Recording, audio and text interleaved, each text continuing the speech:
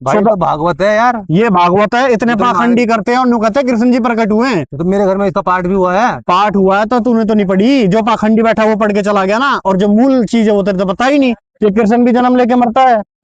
इसी को प्रमाणित करते हैं भाई, इसी से देखो।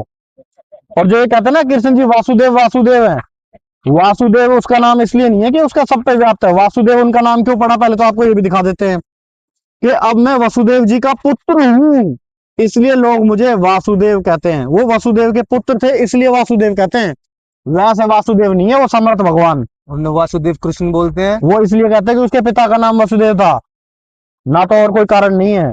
यार तू तो न्यारी न्यारी चीज दिखा रहा है और भाई, बहुत न्यारी कहाँ यार। से दिखा रहा हूँ, एक तो आपको सच्चाई दिखा रहा हूँ यार। अगर सच्चाई नहीं बताऊंगा तो फिर यूं कहोगे ये क्या कर दिया।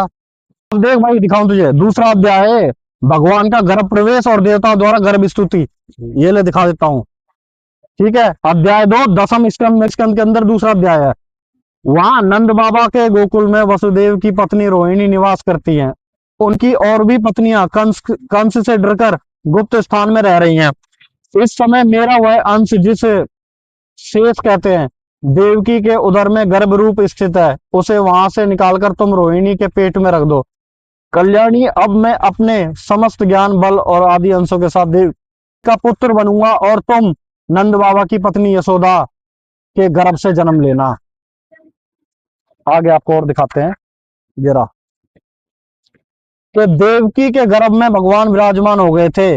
जब कंस ने खुद जब कंस ने उसे देखा तब वह मनी मन कहने लगा, अब की बार मेरे प्राणों के ग्राहक विष्णु ने इसके गर्भ में अवश्य ही प्रवेश किया है। कि कंस को भी पता चल गया कि वो गर्भ से ही पैदा होगा और गर्भ में आ चुका है। तो जो गर्भ में आ गया वो भगवान कैसा, और वेद में अभी